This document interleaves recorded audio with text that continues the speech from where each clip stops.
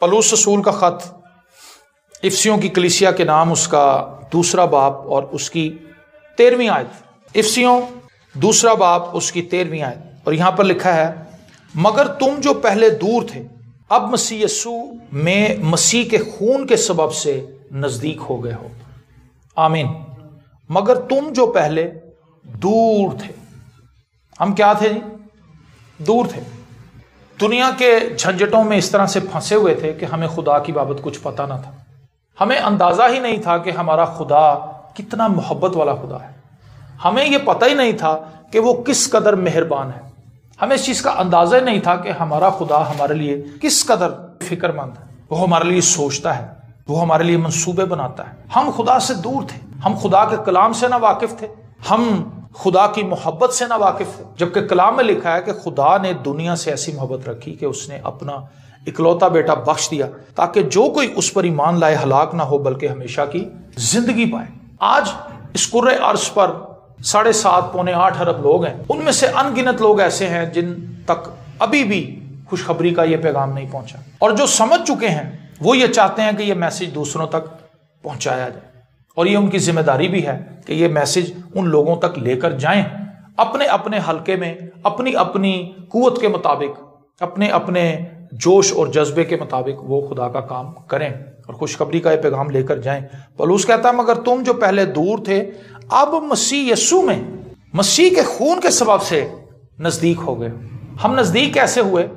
जब मसीह यीशु ने मेरे लिए और आपके लिए अपना खून बहा दिया।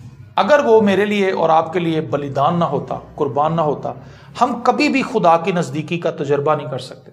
आज भी अगर कोई शख्स अपनी जिंदगी के अंदर रूहानी मायूसी का शिकार है, रूहानी तौर पर वो कमजोरी का शिकार है, तो उसके लिए जरूरी है कि वो खुदावंद यीशु मसीह के खून को अपनी जिंदगी पर अप्लाई करें। अगर आप खुदा के साथ अपने रिलेशन को मजबूत करना चाहते हैं तो आपको क्राइस्ट के ब्लड की जरूरत है। खुदावंद यीशु मसीह का खून हमें बेऐब खुदा के सामने पेश करता है। ये बड़ी जबरदस्त बात है। जिस बंदे पर जुर्म कोई नहीं, उसको कमरे अदालत में खड़े होने का खौफ कोई नहीं, क्योंकि उसको पता है कि जी मैं तो बरी हूं, मेरे पे कोई इल्जाम नहीं है। जिस बंदे ने किया ही कुछ नहीं, वो थाने में धड़ल्ले से जा सकता है, उसको कोई खौफ नहीं। लेकिन जो बंदा मुजरिम है, जिसने कोई गलत काम किया है, वो पुलिस को देखकर उसकी टांगें कांपती हैं, कहीं मैं पकड़ा ना जाऊं। लेकिन इसी तरह से वो शख्स जिस पर क्राइस्ट का ब्लड आ जाता है वो पाक है, वो रास्तबाज है, और खुदा की नजर में वो बेऐब है। इसलिए हमें जो नजदीकी मिली है वो मसीह यीशु के वसीले से मिली। अगर हम मसीह के साथ जुड़े रहेंगे तो हम खुदा बाप के करीब रहेंगे। अगर हम मसीह से हट जाएंगे तो फिर हम खुदा बाप से पहले की तरह दूर हो जाएंगे। तो हमने ये फैसला करना है कि हम कहाँ रहना चाहते हैं, खुदा से दूर या खुदा के पास। ठीक है जी, खुदा के साथ दूर रहने में शिकस्त है, दूर रहने में नाकामी है, दूर रहने में हलाकत है, लेकिन खुदा के पास आने में मेरी और आपकी भलाई है। जब हम खुदा के पास आते हैं, हम उसके साथ जुड़ जाते हैं मसीह यीशु के वसीला से, तो फिर हमारी जिंदगी के अंदर तब्दीली आना शुरू होती है। तो आज एक अहम बात जो हमने सीखी है वो ये है कि अगर हम खुदा की नजदीकी चाहते हैं तो हमें मसीह यीशु के वसीले से खुदा बाप के पास आना होगा, क्योंकि इसके अलावा और कोई रास्ता नहीं। यीशु मसीह ने कहा, राह, हक और जिंदगी मैं हूं, कोई मेरे वसीले के बगैर बाप के पास नहीं आ सकता। दुनिया खुदा को मानती है, खुदा को जानती है, और वो उसकी उसी तरह से बंदगी करने की कोशिश करती है। लेकिन मसीह यीशु के वसीला से हम खुदा को बाप की हैसियत से जानते हैं, उस खुदा को जो बाप है। यह भेद मसीहियों के पास है कि वो बाप है, खुदा बाप है। यह भेद मसीहियों के पास है कि हमारा खुदा जिसने हमें तख्लीक किया है वो हमारा बाप है। लेकिन यह भेद मसीह यीशु के वसीला से हम तक पहुंचता है और हमें उसकी समझ आती है। लेकिन अगर आप मसीह यीशु को बीच में से निकाल दें, उसके कफारे को निकाल दें, उसके खून को निकाल दें, उसकी सलीबी मौत को निकाल दें, उसके जी उठने को निकाल दें, तो फिर हमारे लिए खुदा के तकाज़ों को पूरा करना मुमकिन ही नहीं है।